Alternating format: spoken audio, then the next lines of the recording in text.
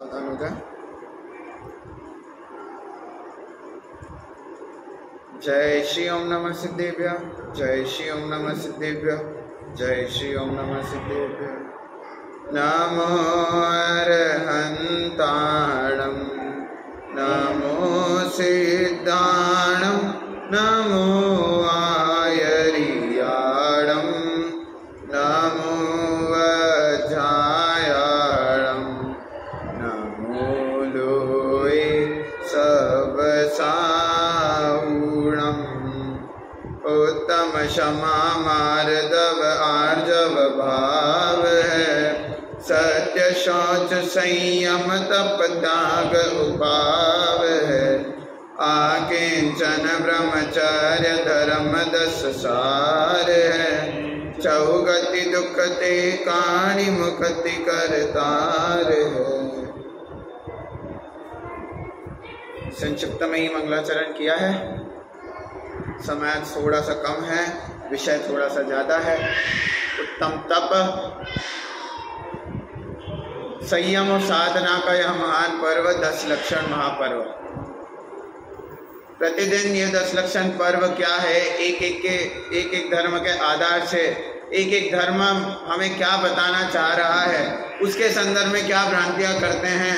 उत्तम क्षमा को नहीं समझना, उत्तम मार्दव को नहीं समझना, वास्तव में क्षमा मार्दव क्या है, आत्मा में किस प्रकार ये आत्मिक गुण प्रकट होते हैं, इन सब की विस्तृत चर्चा प्रतिदिन कर रहे हैं। उसमें आज कौन सा दिन है? उत्तम तप का दिन। उत्तम तप, जब भी 10 लक्षण धर्मों की चर्चा चले, सबसे ज्यादा यदि चर्चा किसी पर होती है तो वो उत्तम तप पर। क्यों? क्योंकि इसका विषय थोड़ा सा बड़ा है। 12 तप का स्वरूप, 12 तप में ये जीव क्या क्या भूल करता है, क्या क्या भ्रांतियां करता है, इसका विषय थोड़ा सा अधिक है।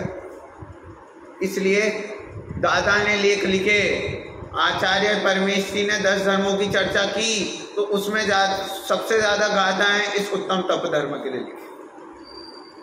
क्या कहता है ये उत्तम तप धर्म? सुबह थोड़ी सी चर्चा करी थी कि जब उत्तम तप की चर्चा चले तो हम प्रायः तप को क्या समझते हैं? कठोर तपस्या, कि धूप में जाकर बैठना, पहाड़ पे जाकर बैठना, नदी के किनारे बैठना, आंखें बंद कर लेना, उसका नाम तप है। अरे वास्तव में तप क्या है? वही भूल जो हर धर्म में करते आ रहे हैं कि ये धर्म किसका है? आत्मा का धर्म है। और किससे जोड़ दिया? इस शरीर से जोड़ दिया कि ये शरीर धूप में बैठा रहा तो क्या हो गया? तप हो गया। अरे नहीं, आत्मा का धर्म है। आत्मा में जो आत्मिक वीतरागता रूप पर्याय प्रकट होती है, उसका नाम तप है। जब तप की चर्चा चलती है तो तप की चर्चा में आचार्य देव ने तप की क्या परिभाषा दी? इच्छा निरोधस तप। इच्छाओं का निरोध होना, वही वास्तव में तप है। क्या कहा? धवला में इसका और उल्लेख करते हैं। इच्छाओं का निरोध करना माने क्या? इच्छाओं का निरोध माने क्या? कि हमें मूवी देखने का अवसर मिले और मूवी देखने नहीं जाए तो इच्छाओं का निरोध हो गया क्या? अरे नहीं, कि मूवी देखने नहीं गए लेकिन मन में बार बार चल रहा है इतनी अच्छी मूवी, मेरे सारे दोस्त वहां बैठकर मूवी देख रहे होंगे, मेरे को मम्मी ने जाने नहीं दिया, परेशान हो रहा हूं, तो भाई साहब इससे इच्छा का निरोध नहीं हुआ। क्या मतलब फिर ऐसी इच्छा का?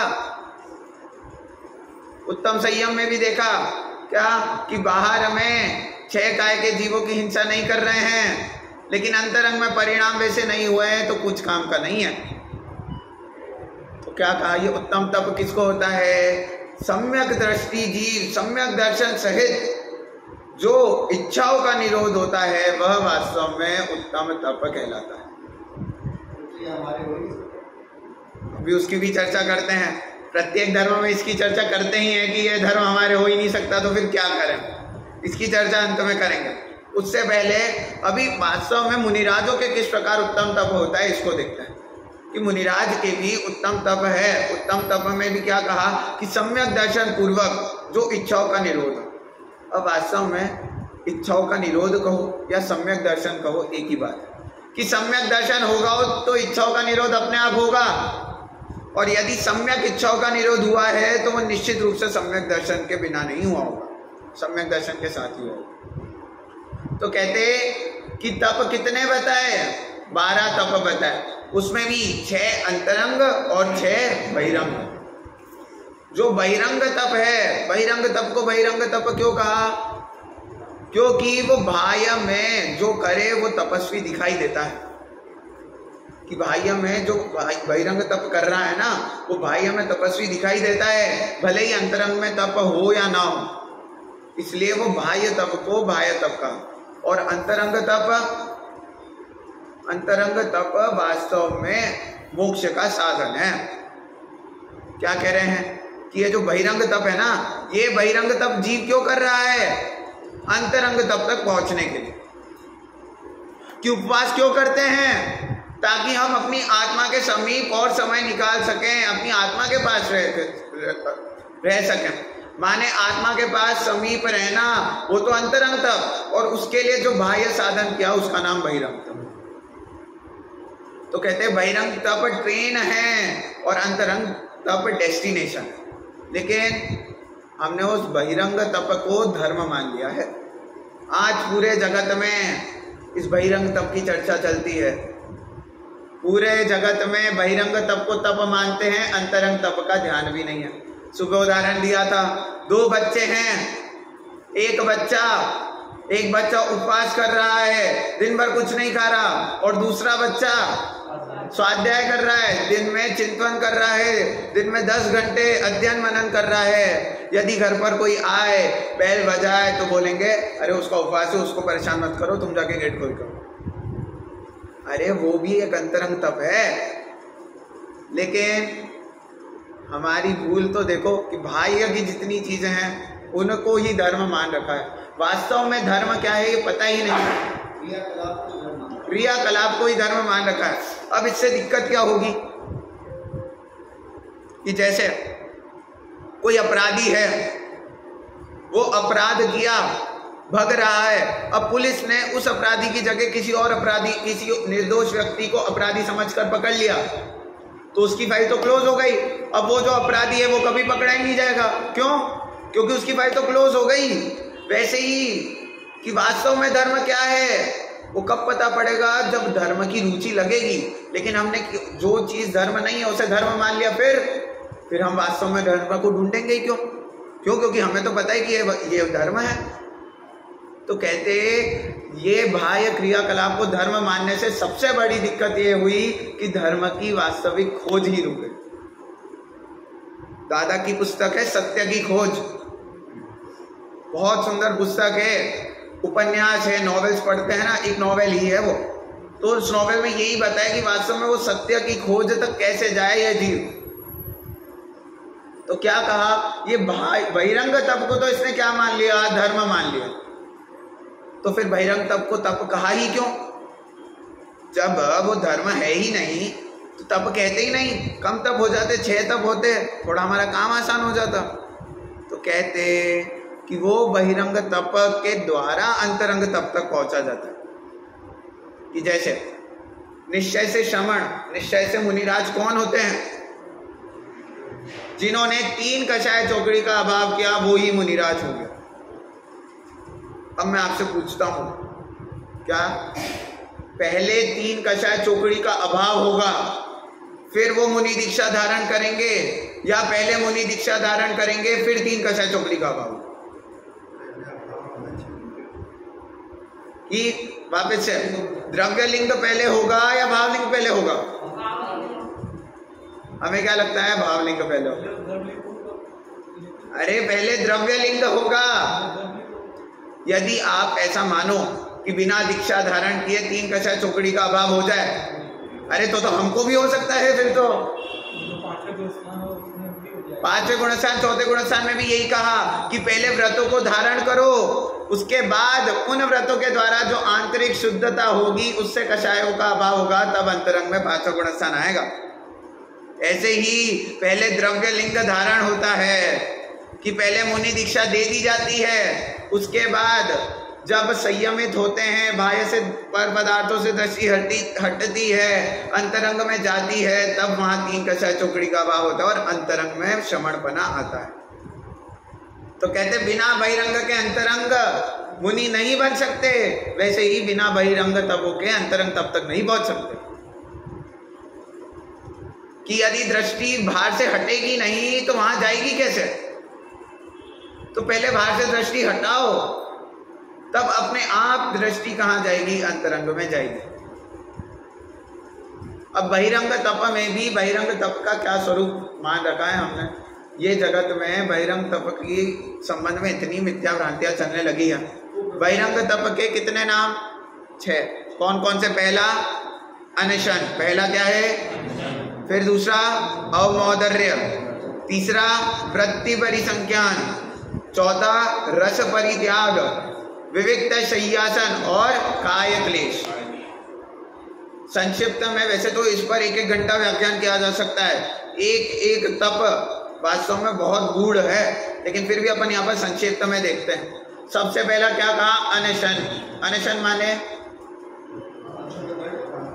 बैठो नहीं, अनशन का माने अनशन। अशन कहते हैं खाने को, भोजन को, भोजन नहीं करना, उसका नाम अनशन। अब लेकिन ये उपवास के संबंध में तो भाई साहब इतनी दिक्कत है। सुबह भी चर्चा हुई, जब भी तपों की चर्चा चलती है सबसे पहले जो तप याद आता है, क्या याद आता है? उपवास।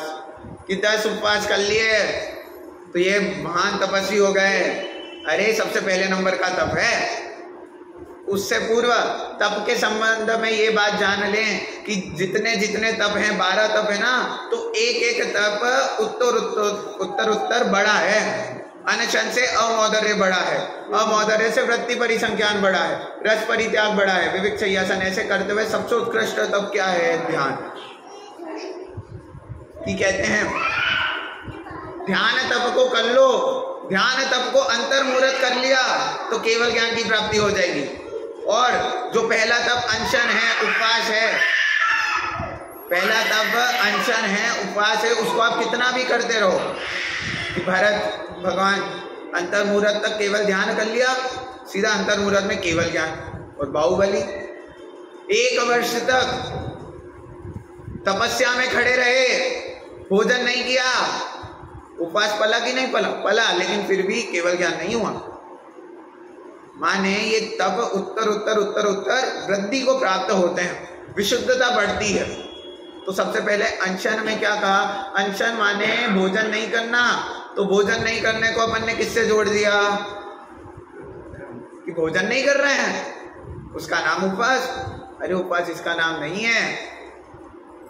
तप की शर्त ही ये है कि इच्छाओं का निरोध नहीं हुआ तो तप नहीं हुआ। उपवास कर रहे हो लेकिन उसमें इच्छाओं का निरोध हुआ तो तप नहीं है। उपवास की परिभाषा क्या देते हैं? उपसर्ग जब भी लगता है उसका मतलब समीप होता है। जैसे उपवन, वन माने जंगल, और जो जंगल अपने पास हो, भले थोड़ा सा सुंदर जंगल होता है तो उपवन कहलाता है। कि उप का अर्थ ही होता है समीप में होना, तो किसके समीप में? और वास का मतलब होता है रहना, अपने समीप में रहना, अपने आत्मा के समीप में रहना, उसका नाम उपवास है। और उपवास को किससे जोड़ दिया? कि कुछ नहीं खाओ, उसका नाम उपवास है। कि मैंने तो 10 उपवास कर लिए, इन 10 लक्षण में 10 दिन 10 उपवास किए, लेकिन वो 10 दिन क्या किया? दिन भर नेटफ्लिक्स चलाते रहे, तो फिर क्या उपवास? हाँ, अब कोई कहे माने उपवास में हमें मोबाइल का भी त्याग कर रहे हैं, तो कहते हैं हाँ करो। कि उपवास का मतलब ये है कि वो उपवास का मतलब वास्तव में उपवास क्या है? उपवास माने आप खाना बनाने का ही त्याग नहीं है। खाना बनाने के संबंध में जितनी प्रवृत्तियां हो रही है, खाना बनाना, सब्जी लाना, खाने के संबंध में जितना झमेला हो रहा है, उन सबका त्याग उपवास है।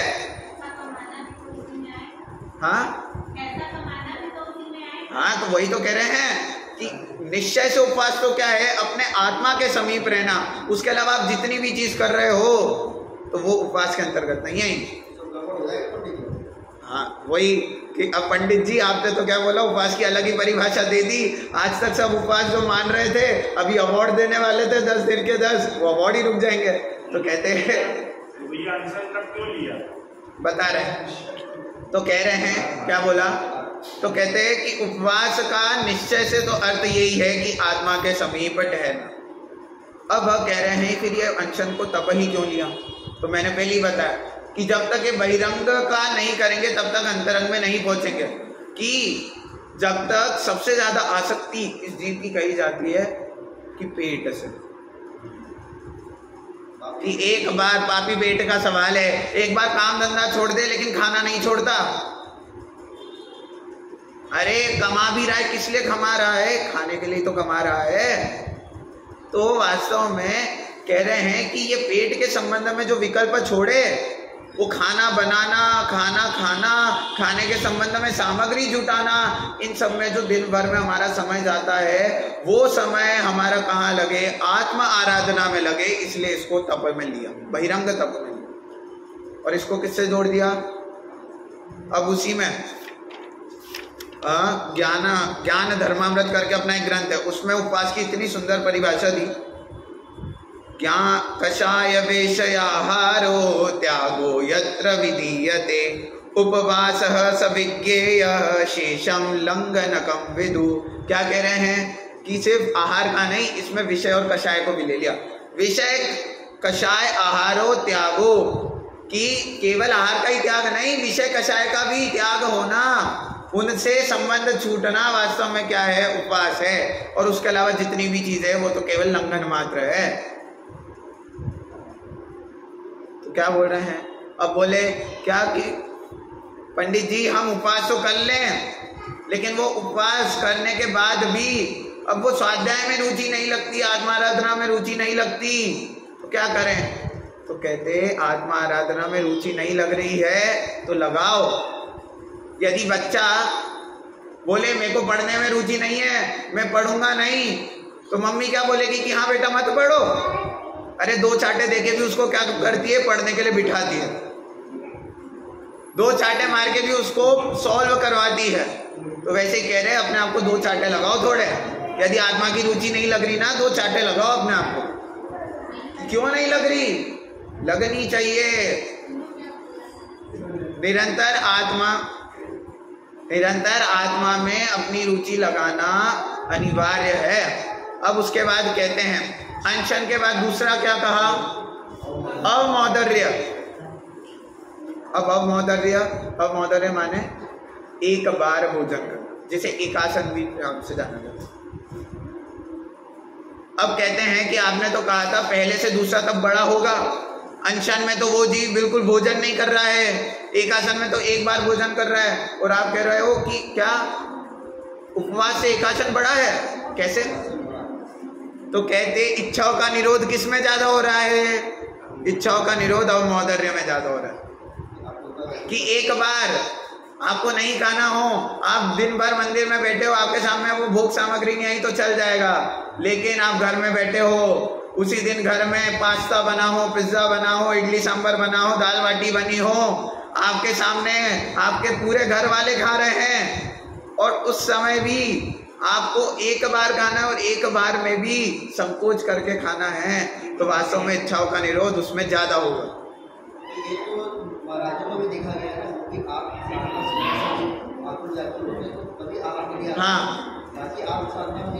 अभी उसकी चर्चा भी आएगी, जब अंतरंग तप में आएंगी तो अंतरंग तप में यही जो बात आपने कही उसी की चर्चा भी आने वाली है। क्या कह रहे हैं, क्या कहा, अब वो अवमौदर्य है। अब अवमौदर्य के संबंध में ये प्राणी ने क्या कर रखा है कि एकासन करना होता है, तो अभी इस जीव ने हर चीज का ऐसा समाधान खोज रखा है। उपवास करना हो तो क्या करे, खाली पेट बैठे और मूवियां देख ले, कि मूवियों में उपयोग लगेगा तो खाने पे ध्यान नहीं जाएगा।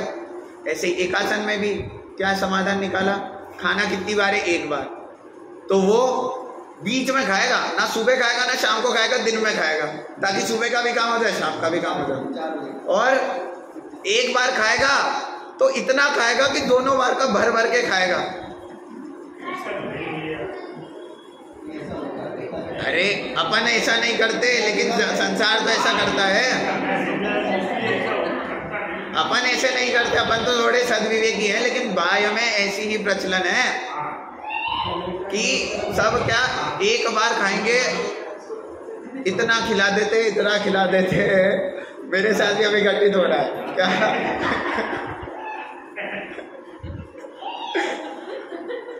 कि मैं जाता हूँ, अब मेरी डाइट है ही 2 रोटी की, फिर भी थोड़ा सा पंडित जी, थोड़ी सी खीर। वास्तव में क्या कहा, एकासन का भी मतलब क्या, एकासन का भी मतलब केवल एक बार खाना सिर्फ इतना सीमित नहीं है, वो एक बार में भी जितनी भूख है, जितनी क्षमता है, उसको थोड़ा कंट्रोल करके उससे कम खाना, वो वास्तव में अमोदक है। उसके बाद तीसरा वृत्ति परिसंख्यान, कि भाई साहब अनशन अमोदर से तो फिर भी परिचित थे, अब ये वृत्ति परिसंख्यान क्या चीज है, नाम भी भूला नहीं जाता और आप कह रहे हो कि ये इतना महान तप है। तो कह रहे वृत्ति परिसंख्यान क्या, वृत्ति परिसंख्यान कहते हैं, अब इसमें भी एक क्रमिक विकास है।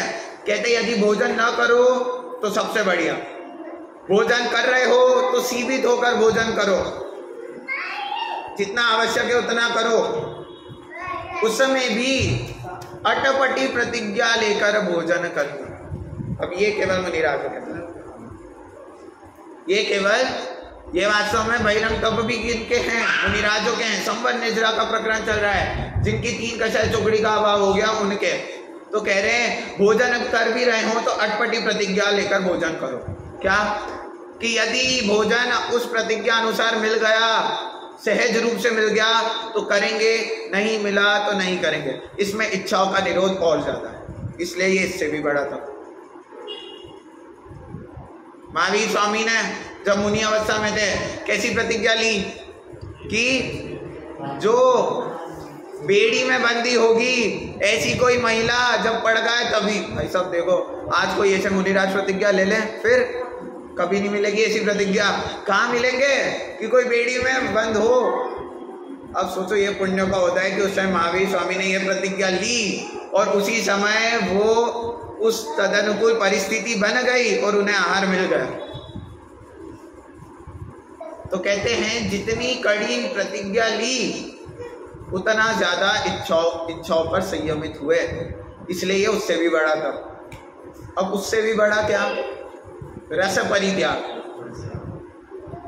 रस का त्याग करना। कि हम मुनिराज भोजन ले रहे हैं तो उसमें भी कोई ना कोई रस का त्याग कर देना कि जिससे वो भोजन के प्रति आसक्ति न बढ़ती रहे।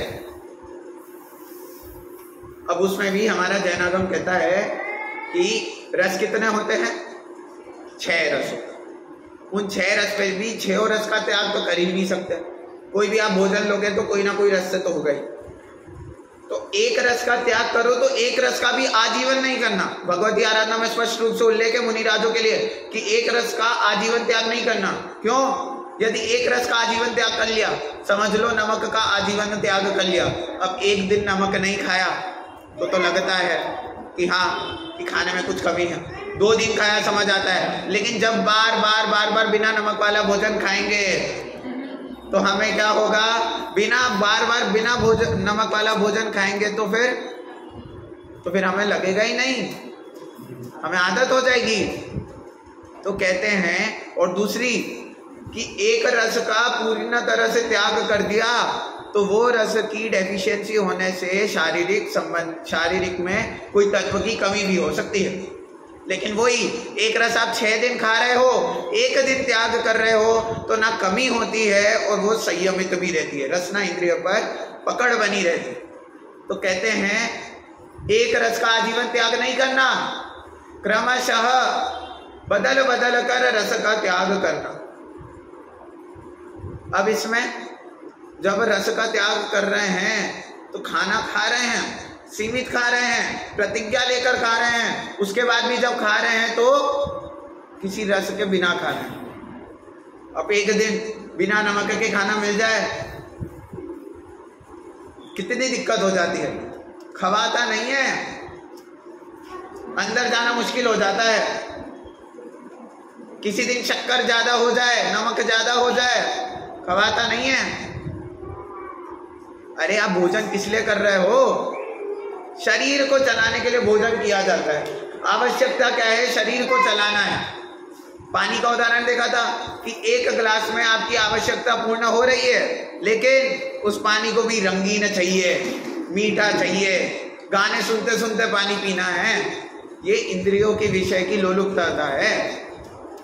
भोजन में भी यही देखना कि भोजन भी मिल रहा है तो उसमें अपने आप को संयमित रखें।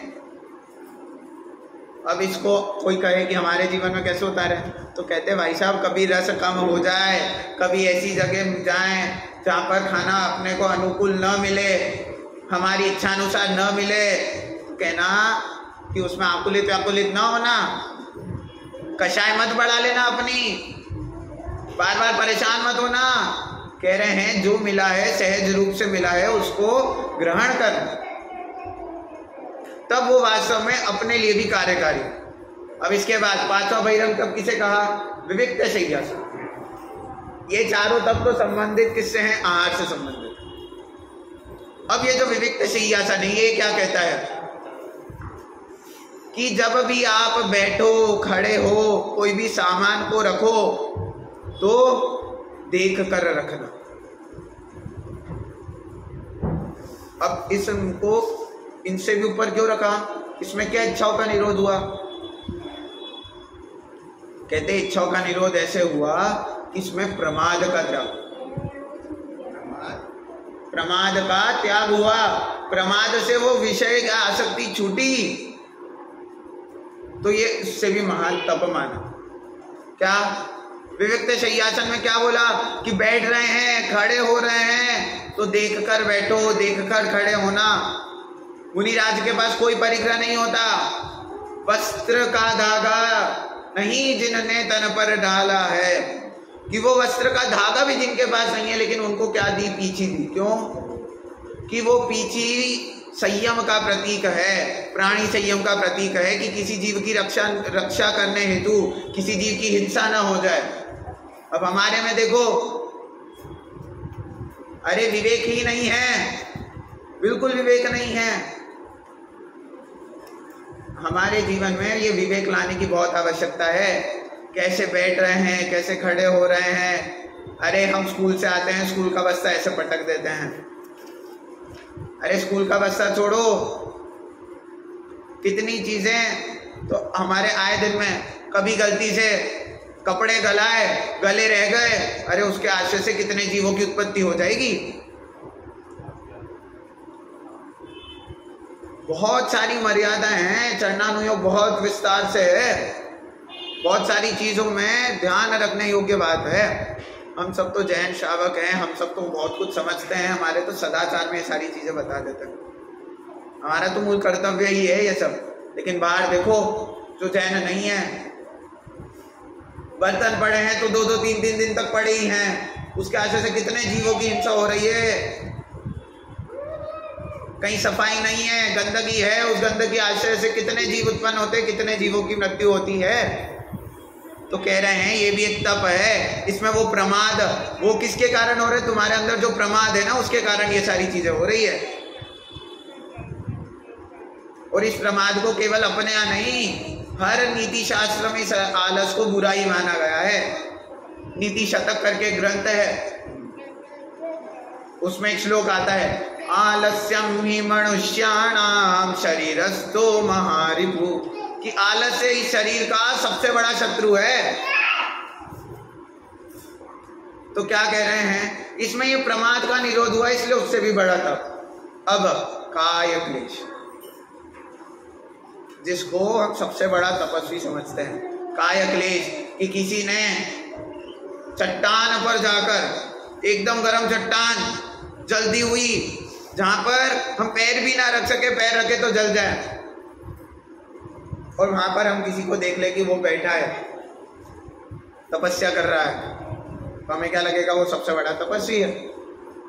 मैं ये नहीं कह रहा हूं कि वो निश्चित रूप से तपस्वी होगा ही नहीं, हो सकता है कि वो बड़ा तपस्वी हो, उनके अंतरंग में वहां पर वो पूर्ण रूप से आत्मा में समाहित हो, ये बाहर में जो गर्मी लग रही है प्रतीत ही नहीं हो रही है, उसका उन्हें भान ही नहीं है, तो हो सकता है वे तपस्वी भी हों।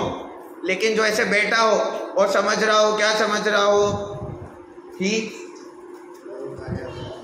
मैं तो बहुत बड़ा तपस्वी हूँ, बस थोड़ी देर और इस गर्मी में बैठ जाऊं तो वर्ल्ड रिकॉर्ड बन जाएगा। तो भाई साहब, ये फिर तप नहीं है, इच्छाओं का निरोध नहीं हुआ। अरे एक इच्छा नहीं है, दूसरी इच्छा तो है कि मेरे को वर्ल्ड रिकॉर्ड मिल जाए।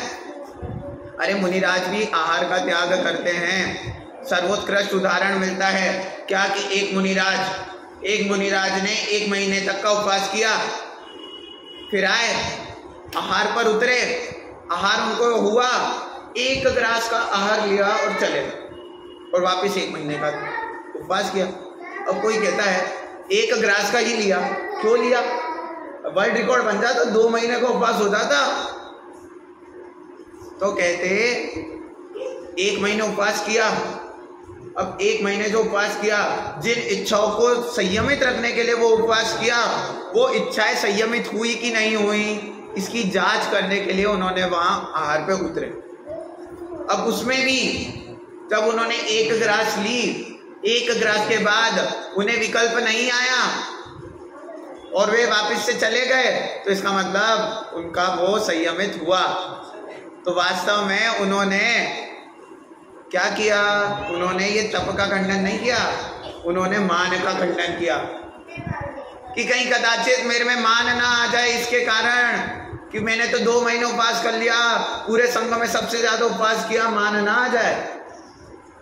ऐसे ही कदाचित आप 10 धर्म में 10 दिन उपवास करें तो उसकी अनुमोदना तो बहुत है, कहते हैं बहुत अच्छी बात है, करना भी चाहिए, लेकिन उससे कभी मान मत ग्रहण करना। तो कहते हैं काय क्लेश, कि अपने शरीर को क्लेश देना, उसका नाम क्या? केवल उसका नाम तप नहीं है।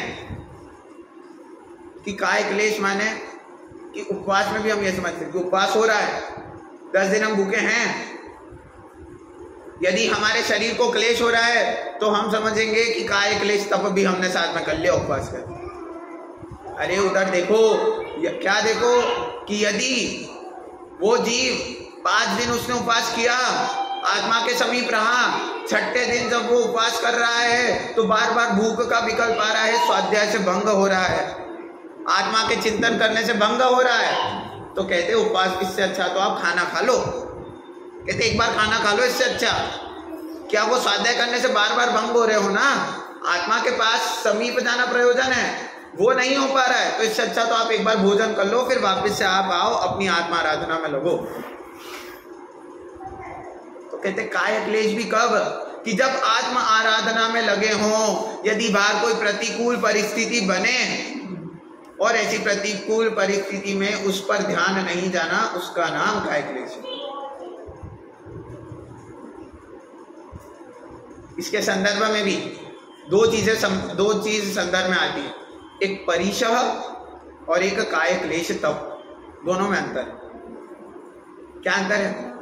कि परिशह तो बुद्धिपूर्वक किया जाए, कि मुनिराज हैं, मुनिराज देख रहे हैं, क्या मुनिराज को विकल्प आया कि मेरे को अपने आप को और संयमित करना है, और दृढ़ करना है, दृढ़ता लानी है, तो वो जब जानबूझकर उस शिला पर जाकर बैठे, जानबूझकर नदी के किनारे, सर्दी में नदी के किनारे जाकर बैठे, गर्मी में उस पर्वत पर जाकर बैठे, तो वो तो परिशह कहलाएगा, क्यों? वो बुद्धिपूर्वक हुआ।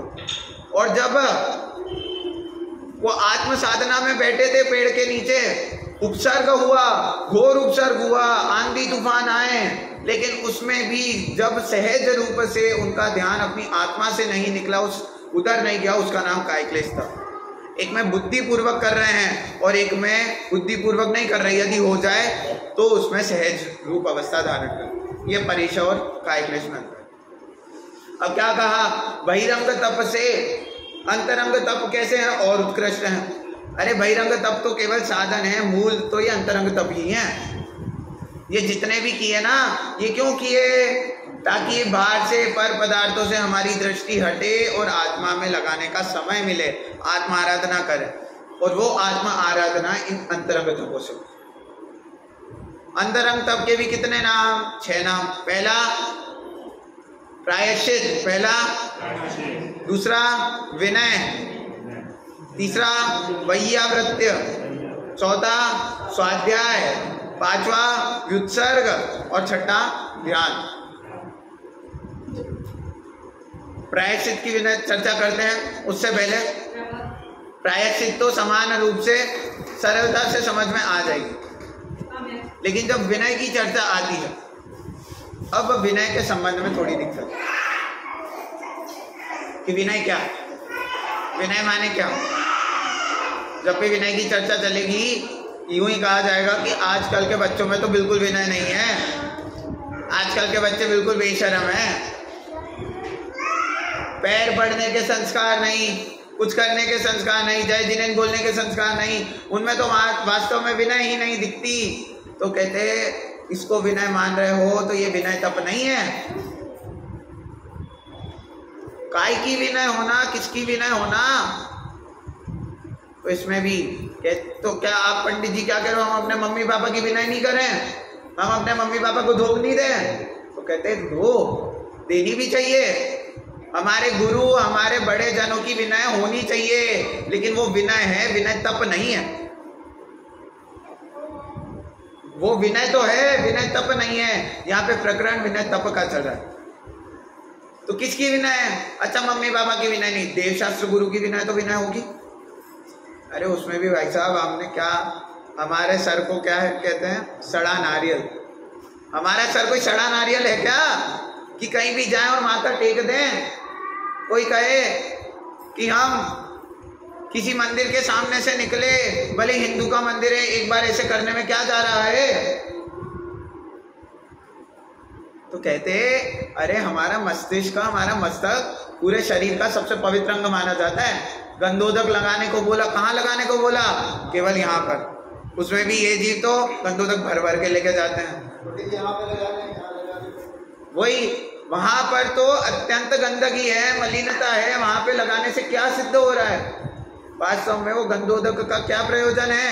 निर्मलम निर्मलीकरणम पवित्र पापनाशनम। अरे अच्छे से बोलो कि वो अष्टकर्म के नाश के प्रतीक रूप में उस जल को, उस गंधोदक को हल्का सा लगाया जाता है। कहां पर? मस्तक पर, वो भी 2 उंगलियों से और केवल स्पर्श मात्र। कि उस गंधोदक को पीना, सर पर लगाना, ढोल लेना, नहा लेना कुछ सिद्ध नहीं हो रहा उससे। अरे नहा के नहीं आए थे क्या? तो कहते वो गंधोदक में भी इतना विवेक रखना। तो ऐसे जो इतना पवित्र स्थान है, और उस पवित्र स्थान को वास्तव में सच्चे देव, सच्चे शास्त्र और सच्चे गुरु के सामने ही नतमस्तक करना, वही वास्तव में सच्चे देव शास्त्र गुरु ही हमारे वंदन करने योग्य हैं। और वास्तव में कह रहे हैं कि कोई व्यक्ति विशेष को भी नमस्कार नहीं करना।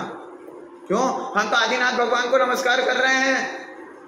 व्यक्ति विशेष है, वो भी एक व्यक्ति थे, उन व्यक्ति के नाम से ही तो नमस्कार कर रहे हैं। तो कहते हैं व्यक्ति विशेष को भी आपको नमस्कार क्यों कर रहे हो? कि उनमें वो गुण आए। कि कोई विद्वान आता है, आप उनका इतना सम्मान क्यों करते हो? क्योंकि उसके पास वो जिनवाणी का ज्ञान है।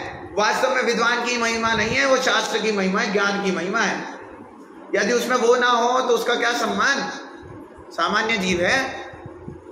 वैसे ही वो व्यक्ति विशेष को नमस्कार नहीं कर रहे, उनमें ये जो गुण पाए जा रहे हैं ना, इन गुणों के कारण वो महान बने हैं, इसलिए उन्हें नमस्कार कर रहे हैं। समंत भद्राचार्य, सुबह भी चर्चा चल रही थी, समंत भद्राचार्य ने आप्तमीमांसा लिखी। हे भगवान, मैं आपको क्यों नमस्कार करता हूं? इन बाह्य चामर आदि विभूतियों के कारण नमस्कार नहीं करता हूं। आप में वो वीतरागता, सर्वज्ञता पाई जाती है, इसलिए नमस्कार करता हूं। हमारा जैन धर्म कहते हैं परीक्षा प्रधान। कैसा धर्म है? क्या होती है परीक्षा? स्कूल वाली परीक्षा नहीं, हाफ ईयरली आड़ी वो वाली परीक्षा नहीं। अच्छा धर्म की परीक्षा जो वो सप्ताह दीदी देती है उसको सॉल्व करके, अरे वो वाली भी नहीं। कैसी परीक्षा? तो न्याय ग्रंथ में जब न्याय दीपिका में देखते हैं तो परीक्षा की क्या परिभाषा दी? विविध प्राबल्य दौर्बल्य अवधारणाएं प्रवर्तमानो विचार परीक्षा। क्या कह रहे हैं? पंडित जितनी जल्दी बोल गए समझ में भी नहीं आया कि नाना युक्तियों द्वारा, नाना तर्क वितर्कों द्वारा एक चीज को देखना किया, नाना विरुद्ध कोटि प्राबल्य दौर्बल्य, प्राबल्य क्या मेरे लिए उचित है, क्या मेरे लिए अनुचित है, अनेक युक्तियों द्वारा जब विचार करते हैं क्या मेरे लिए उचित है, क्या मेरे लिए अनुचित है, और इन सब का विचार करके जब एक निर्णय पर पहुंचो, वो वास्तव में परीक्षा है। देवती रानी के सामने कोई कहे 25वां तीर्थंकर आ गए, अरे पूरी परीक्षा करी उन्होंने कि वो देवती रानी भी कैसी, कि कोई कितना भी कहे, क्या कहे कि 25वें तीर्थंकर आ गए, समाव शरण लगा है, सब लोग जा रहे हैं, अरे सब लोग पागल थोड़ी ना है कि जा रहे हैं, तुम भी जाओ। तो कहते 24 तीर्थंकर होते हैं, हो चुके हैं, फिर भले कोई कितना भी कर ले 25वां तीर्थंकर नहीं बन सकता। ये दृढ़ सिद्धांत परीक्षा कि कोई भी चीज हम स्वीकार करें, मैं जो बोल रहा हूं ना उसको भी मान मत लेना। मैं तो कहता हूं मैंने जितनी चीजें बोली, क्या बोली कि ततोती तातु तेती 10 के 7 अर्थ है, अरे जाओ देखो कि 7 अर्थ है या नहीं है। यदि 7 अर्थ नहीं निकले तो वापस आओ, पंडित जी आप बताओ 7 अर्थ कहाँ है। कि एक एक चीज को परीक्षा की कसौटी पर कसकर स्वीकार करो। हर एक जीव की अपनी अपनी परीक्षा अलग है, खुद निर्णय करो, किसी के बोलने में नहीं आना, खुद विचार करो सही है गलत है, उसके बाद निर्णय करो। तो कहते हैं हमारा ये जैन धर्म परीक्षा प्रदान है कि हम आप ही को नमस्कार क्यों कर रहे हैं, पूरी परीक्षा करो। इसलिए उस ग्रंथ का नाम भी क्या है, आप्त परीक्षा। आप्त की परीक्षा की, आप्त का संपूर्ण रूप से चिंतन किया, तर्क वितर्क लगाकर कि आप ही को नमस्कार क्यों करना। तो ऐसे ही हमारा जो विनय भाव है किनके प्रति होना चाहिए, देव शास्त्र गुरु के प्रति। अब उसमें भी कहते हैं एक तरफ तो ये भी कहते हैं बच्चे में संदेह नहीं करना चाहिए, परीक्षा क्यों करना। अब कोई कह रहे हैं, भाई साहब कह रहे हैं जिन वचन में संदेह नहीं करना चाहिए, तो फिर परीक्षा कैसे करें। तो कह रहे हैं निशंकित अंग होना अलग बात है, निसंदेह जब आप कर रहे हो, जैसे आगम में आपको मिला, क्या मिला, क्या मिला कि अंशन से अधिक अमौदर्य क्या है, उत्तर बढ़ा। तो श्रद्धान में तो यही रखना कि आगम में लिखा है मतलब 100% सही होगा, लेकिन किस अपेक्षा से कहा, किस तर्क से कहा, उसकी परीक्षा अपने को करनी है। कि वो कहा सत्य ही कहा, निश्चित रूप से सत्य ही है, लेकिन किस अपेक्षा से कहा, कैसे समझना, हमारे जीवन में कैसे उतारना। अब कोई कहे, क्या कहे कि जो चीज भगवान, जो चीज जैन आगम में मिले और वो हमें अभी देखते हुए नहीं मिले, तो कहना फिर भी वो ही सत्य है। आपकी परीक्षा में भूल हो सकती है, लेकिन भगवान के वचन में भूल नहीं हो सकती। कि यदि कुछ ऐसी चीज जो हमें प्रत्यक्ष में तो लग रही है कि यह आगम के साथ विरोध पा रही है, कि आगम में तो ऐसा नहीं लिखा, आगम में तो इसके विपक्ष में लिखा है और प्रत्यक्ष में हमें कुछ और दिख रहा है, तो समझना, क्या समझना कि अभी भी वो आचार्य देव की जो अपेक्षा बताना चाह रहे हैं वो हम समझ नहीं पाए। तो कहते अभी देवशास्त्र गुरु की विनय करना बोला, इनको तो विनय मान ले, तो कहते इसको विनय मानो लेकिन उपचार विनय मानो। देवशास्त्र गुरु की विनय भी उपचार विनय है। विनय की चर्चा करते वक्त जब विनय संपन्नता 16 कारण भावना में चर्चा कर रहे थे, तो विनय के कितने भेद बताए, 4। पहली दर्शन विनय, ज्ञान विनय, चारित्र विनय और उपचार विनय। कि सम्यक दर्शन की विनय होना, दर्शन विनय और सम्यक दृष्टि की विनय होना, उसके जो धारक है उनकी विनय होना उपचार विनय। ऐसे ज्ञान चारित्र में भी लगा लें। उसके बाद दूसरा तब प्रायश्चित विनय, उसके बाद वैयावृत्य। अब वैयावृत्य में कोई वैयावृत्य करना, वैयावृत्य कराना, जब भी बात चले वैयावृत्य मतलब पैर दबाना। अरे भाई साहब पैर दबाना वैयावृत्य नहीं है। अच्छा, वैयावृत्य करना, पैर दबाना तप है या पैर दबाना तप है? तप किसको है होते हैं? मुनिराजों को। पैर दबाता कौन है? श्रावक। तो यदि पैर दबा रहा है तो तब किसके माना जाएगा? शावक के, मुनिराजों के नहीं माना जाएगा। और यदि पैर दबाना तब माने तो कोई और पैर दबाए, केवल हम आराम से बैठे और तप हो जाए तो उससे बड़ी बात ही क्या है। तो कहते हैं ये दोनों ही तप नहीं है। वैयावृत्य का अर्थ तो सेवा होता है, लेकिन वो सेवा कैसी सेवा? उस उधर भी देखा था वैयावृत्य जब 16 करण भावना में आई कि कोई मुनिराज वृद्ध अवस्था में हैं, एकदम शिथिल हो रहे हैं, तो उनको क्या करना? संबोधन देना, उनका स्थितिकरण करना। सम्यक दर्शन के एक अंग है स्थितिकरण अंग, कि कोई धर्म मार्ग से च्युत हो रहा हो तो वापस धर्म मार्ग में लाना, यही उनकी वैयावृत्य है। अब उसमें भी तो फिर ये पैर आदि जब दबाना कि नहीं दबाना? तो कहते हैं आप यदि हॉस्पिटल में एडमिट हो, अंग अंग दर्द हो रहा है, अंग अंग करा रहा है, उस समय पंडित जी आए, पंडित जी आके बोलने लग जाएं, प्रवचन शुरू हो जाए तो आप पहले ही बोल दोगे अरे पंडित जी हाँ मेरी हालत क्या है, आप क्या बोल रहे हो, देखो तो हालत कैसी है। तो कहते कि ऐसे जीव को जो एकदम प्रतिकूल परिस्थिति में हो, एकदम आकुलित हो, उसको संबोधन दोगे तो उसको संबोधन स्वीकार नहीं होगा। तो क्या कहा कि ऐसे जब रोगी के पास आप जाओ तो उसको थोड़ा दवाई दो, खाना खिलाओ, थोड़ा सहलाओ, सहलाते सहलाते उससे समझाओ कि जब हम पैर आदि दबाएंगे, वैयावृत्य करेंगे, उनकी सेवा करेंगे, तब उनको संबोधन देंगे तो वो उनके दिमाग में जाएगा। और बिना ये सब करे आप सीधा संबोधन देने लग जाएं तो खुद परेशान हो जाएगा, वो इधर विचार ही नहीं करेगा। लेकिन जब हम पैर दबाते हैं तो उन्हें थोड़ी सी जो शांति मिलती है, उससे उनके वो समझने की योग्यता प्रकट होती है। इसलिए पैर दबाना आदि जो कहा वो भी किस लिए? उनको स्थितिकरण करने के लिए, उनको इस मार्ग पे लाने के लिए। और यही वास्तव में सच्ची वैयावृत्य है। नीचे चित्र भी है, आसपास सब साधु लोग बैठे हैं और बीच में एक मुनिराज हैं, अत्यधिक समाधि में हैं, मरण के समीप हैं, तो उनको भी संबोधन देते हैं, तो उनकी भी सेवा करते हैं कि सेवा करते करते अंत के समय में संबोधन देते हैं कि इस मार्ग को छोड़ना नहीं, अगले भव में भी जाओ तो ये जैन धर्म को छोड़ना नहीं। इस प्रकार के अनेक संबोधन देते हैं। भगवती आराधना में किस प्रकार का संबोधन देना? 230 गाथाओं के माध्यम से बताया। कितनी गाथाओं के माध्यम से? सिर्फ यही बताया कि कैसा संबोधन देना। भगवती आराधना बहुत बड़ा ग्रंथ है, शिवकोटि आचार्य ने लिखा है, लगभग 2500 गाथा है, बहुत विस्तृत वर्णन, एक एक चीज के बारे में। आहार लेना तो आहार में क्या क्या ध्यान रखना, सारी चीजें। समय बहुत हो रहा है, थोड़ा शीघ्रता से करते हैं। इसके बाद कौन सा तप है? प्रायश्चित, विनय, वैयावृत्य, फिर स्वाध्याय। अरे स्वाध्याय तो अच्छा, आप दिन में कितना घंटे स्वाध्याय कर रहे हैं? अभी 10 लक्षण में तो कितने घंटे स्वाध्याय कर रहे हैं? अरे बोलो।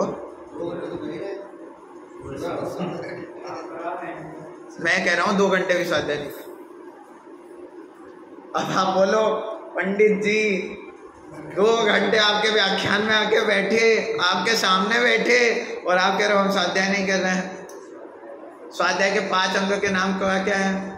वाचना, प्रच्छना, अनुप्रेक्षा, आमनाय, धर्मोपदेश। कहीं भी सुनने का नाम आया? सुनना स्वाध्याय नहीं है। जो सुना उसको फिर पढ़ना। सबसे पहले वाचना कि उसको पढ़ो, उसको पढ़कर जब प्रश्न उपस्थित हो तो जाकर गुरुजनों से, बड़े जनों से, ज्ञानी जनों से जाकर पूछो, उसका नाम प्रच्छना। पूछना भी एक स्वाध्याय है। और वो पूछना कब होगा? जब आपने सम्यक रूप से पढ़ा होगा। पढ़ा ही नहीं और आकर केवल वितर्क करने लग गए, पूछने लग गए, तो वास्तव में वो पूछना नहीं है। कि किसी को नीच दिखाने के लिए, उसके ज्ञान की जांच करने के लिए कि कितना आता है कितना नहीं आता है, इस कारण से कुछ पूछ रहे हो, तो कहते हो तो भाव पर श्री रमण है। पर श्री रमण की भाव से परिभाषा क्या दी? पर बुद्धि परखवो, कि दूसरे की बुद्धि परखना, दूसरों की बुद्धि में टांग अड़ाना, उसका नाम पर भाव श्री रमण है। तो कहते केवल दूसरों को पूछना, और किस कारण पूछना कि उनकी परीक्षा करने के लिए, उनको निंदा दिखाने के लिए कोई प्रश्न पूछना, तो वो वास्तव में स्वाध्याय नहीं है। तो स्वाध्याय तो क्या है कि जो सम्यक प्रकार से पढ़ा है उसके संबंध में शंका उपस्थित हो रही है तो उसको ज्ञानी जनों से पूछना, अपने समाधान के लिए पूछना, वो वास्तव में स्वाध्याय। फिर तीसरा लिया अनुप्रेक्षा, कि जो पढ़ा है, जो पूछा है, अब उसकी परीक्षा करो, चिंतन करो कि ये पंडित जी ने कहा तो किस अपेक्षा कहा, क्या कहा, आचार्य देव क्या कहना चाह रहे हैं, हमारे जीवन में कैसे उतार सकते हैं, इसकी बार बार चिंतन करना अनुप्रेक्षा है। अब आमनाय, आमनाय माने रिवीजन। एक बार पढ़ने से एग्जाम में टॉप नहीं मार सकते, बार बार पढ़ो, बार बार विचार करो, बार बार उसका अभ्यास करना, उसका नाम आमना है। कि 10 लक्षण धर्म में हमने एक बार आज 10 धर्म के बारे में समझ लिया, अब सीधा अगले साल खोलेंगे पुस्तक, 10 धर्म अगले साल आएंगे। अरे तो फिर वो स्वाध्याय नहीं हुआ। निरंतर उसका रिवीजन होते रहना चाहिए कि जब समय मिले तो समय मिलकर, समय निकाल कर, समय ना भी मिले तो समय निकाल कर कम से कम 1 पेज का स्वाध्याय तो प्रतिदिन होना ही चाहिए। और वो स्वाध्याय में 1 पेज का पढ़ा कि मंदिर आए, मंदिर आके 1 पेज खोला, रीड कर लिया, उसका नाम स्वाध्याय नहीं। 5 अंग लगने चाहिए कि यदि कदाचित प्रच्छना ना हो तो उसके बारे में आमना है, अनुप्रेक्षा तो होनी चाहिए। अब कोई पूछे आमना और अनुप्रेक्षा में अंतर ही क्या रहा, तो कहते हैं अनुप्रेक्षा में तो चिंतन कहते हैं, आमना एक में कह रहे हैं उसको वापस से पढ़ना, कि वो चिंतन तो आप घर बैठे बाइक पर चलाते चलाते भी चिंतन हो सकता है, टीवी देखते देखते, मूवी देखते देखते भी चिंतन हो सकता है। क्या टीवी देखते देखते स्वाध्याय हो सकता है? इससे बढ़िया आदि क्या है, हम तो टीवी देखते हुए स्वाध्याय करेंगे। अरे टीवी देखते हुए उपयोग तो भ्रमित होगा, लेकिन उसमें भी कथनचित आप उपयोग उधर ले जाकर, बुद्धिपूर्वक ले जाकर उधर चिंतन चल सकता है। लेकिन जब आमना है तो आमना में आपको सामने ग्रंथ चाहिए, वापिस से वो जब आप पढ़ रहे हो तो आप सामने ग्रंथ चाहिए। और अंत में फिर धर्मोपदेश कि यदि आदहिदम कादव्यम परहिदम अपि कादव्यम, कि आत्महित तो कर रहे हो, यदि परहित भी कर सकते हो तो अवश्य रूप से करना। कोई धर्म का लोभी जीव आपसे आकर पूछे कि भाई साहब जैन धर्म में क्या बताया है, जैन धर्म की क्या विशेषता है, तो उसको बहुत गौरवान्वित होकर बताना। हमें जब प्रवचन करने का मौका मिलता है, दूसरों को संबोधन देने का मौका मिलता है, तो गर्व महसूस होता है कि कोई कहे, आजकल के लाइफ में मैं देखता हूँ मेरे साथ वाले हमारी एज के जो टीनेजर्स हैं, यंग एज है, जो जैन हैं, बचपन से पाठशाला जा रहे हैं, वो आज अपने आप को जैन बताने में एम्बैरेस फील होता है, शर्मिंदगी महसूस होती है। क्या कि जब मैं अपने दोस्तों को बताता हूँ कि मैं आलू प्याज नहीं खाता, रात में नहीं खाता, तो उनको लगता है बड़ा धर्मात्मा जीव है, मेरे साथ मस्ती वस्ती नहीं करते। अरे शर्मिंदगी की बात नहीं है, गौरवान्वित होने की बात है। तो कहते हैं यदि हो सके तो धर्मोपदेश भी देना, वो स्वाध्याय है। और इस स्वाध्याय को आज अपन ने कितना सीमित कर दिया। बिल्कुल जो चीज स्वाध्याय के अंग में नहीं है उसको स्वाध्याय मान बैठे हैं कि प्रवचन में सुनना मात्र स्वाध्याय है ही नहीं,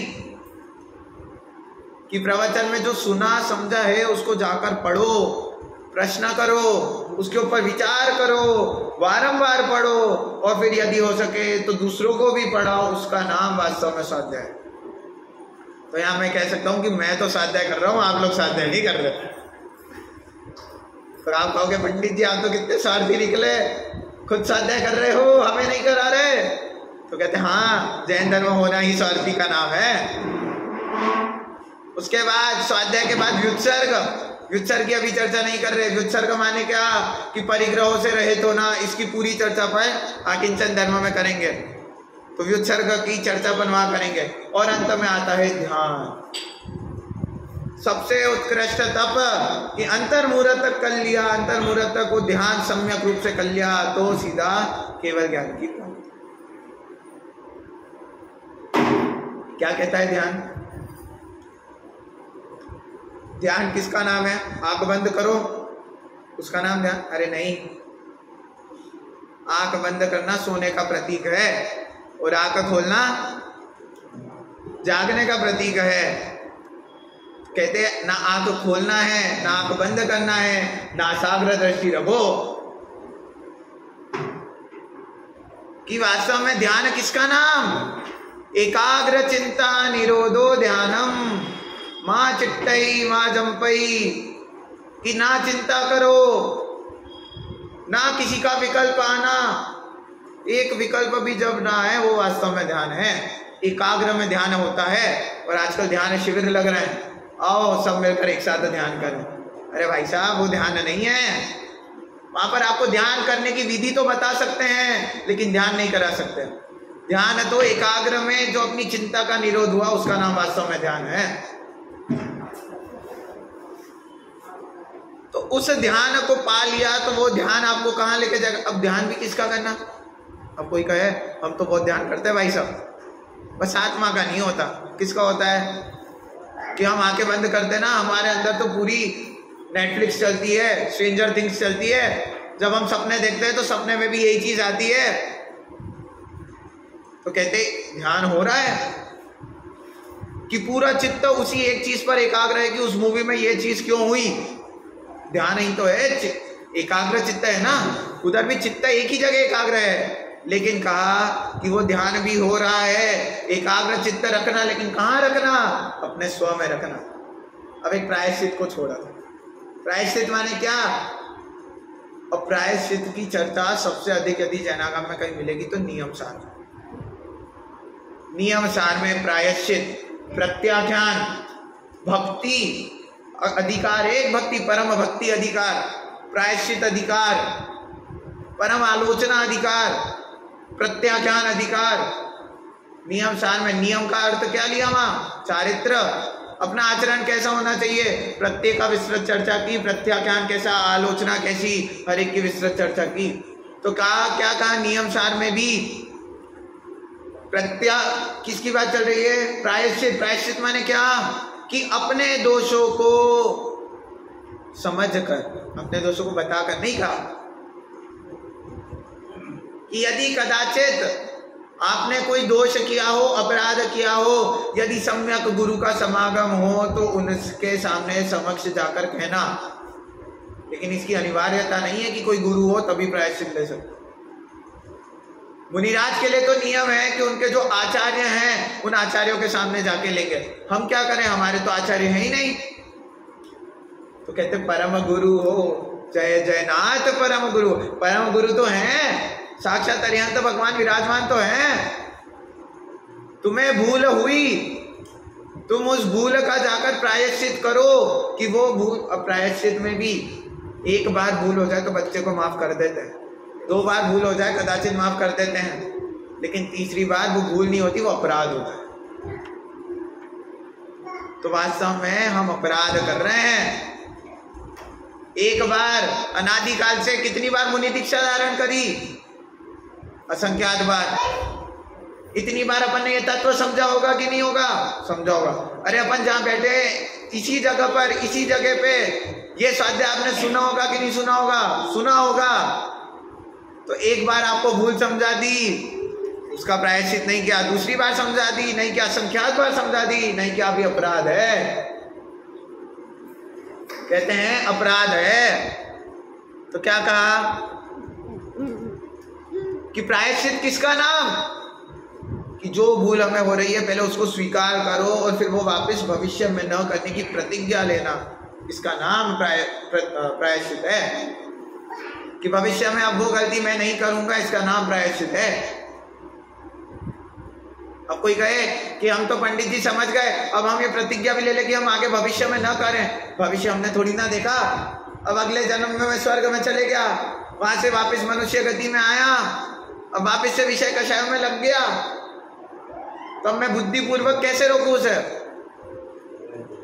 तो कहते जब धर्म का समागम करोगे, सम्यक दर्शन प्राप्त किया ना, तो निश्चित रूप से मोक्ष तो पक्का है ही, साथ में सुगति लेके जाता है। सर्वार्थ सिद्धि में गए तो निरंतर किसका चिंतन? आत्मचिंतन, आत्मचिंतन, आत्मचिंतन। सर्वार्थ सिद्धि से कौन सी गति में आओगे? निश्चित रूप से मनुष्य गति में आओगे। सर्वार्थ सिद्धि से मोक्ष नहीं जा सकते, देव गति से मोक्ष नहीं होता। सर्वार्थ सिद्धि से अगले भाव में मनुष्य में आएंगे और सीधा मोक्ष को जाएंगे। तो कहते हैं वो सम्यक्त की क्या महिमा है कि वो सम्यक्त अपने को मोक्ष तक लेके जाता है। तो कहा कि वो ध्यान को भी बहुत सीमित नहीं करना। प्रायश्चित क्या कहा कि अपने दोषों को प्रकट कर कर उनको आगे न करने की प्रतिज्ञा करना प्रायश्चित, और ये भी एक तप है। तो ये जो 12 तप बताए, ये एक एक तप में जो बहिरंग तप है, ये बहिरंग तप तो कैसे है? ये बहिरंग तप तो केवल साधन है उन अंतरंग तप तक पहुंचने का। उसमें भी हमने बहिरंग तप को ही धर्म मान लिया। अब अंतरंग तप के बारे में तो पता भी नहीं है। जिनके बारे में कदाचित पता है कि स्वाध्याय क्या, विनय क्या, उसके बारे में भी हमने क्या समझ रखा है। आज तक कभी स्वाध्याय को स्वाध्याय रूप से समझा आपने? नहीं समझा। अब समझा है तो स्वाध्याय करना। क्या आज पढ़ लिया, बाहर गए, बस खत्म? अरे बस इतना नहीं है। ये जो पढ़ा है सिर्फ यहाँ पढ़ने के लिए नहीं बता रहा हूँ, ये आगे अपने जीवन में निर्धारण करने के लिए बता रहे हैं। तो ये जो उत्तम तप की चर्चा है, ये उत्तम तप की चर्चा विस्तृत रूप से जिनागम में क्यों दी? क्योंकि तपसा निर्जरा, तप से निर्जरा होती है कि तब जब आप ध्यान कर रहे हो तो निर्जरा हो रही है, और वो कहाँ लेके जा रही है? मोक्ष में लेके जा रही है। तो इस प्रकार ये उत्तम तप का बहुत बड़ा पर्व, बहुत मार्मिक पर्व, इसको अपने जीवन में भी उतारा जा सकता है। भैया पूछ रहे थे अपने जीवन में कैसे उतारें? अरे पग पग पर इन धर्मों को अपन निश्चित रूप से पालन तो नहीं कर सकते, लेकिन प्रयास अवश्य कर सकते। तो कहते हैं इसको अपने जीवन में उतारने का प्रयास करना।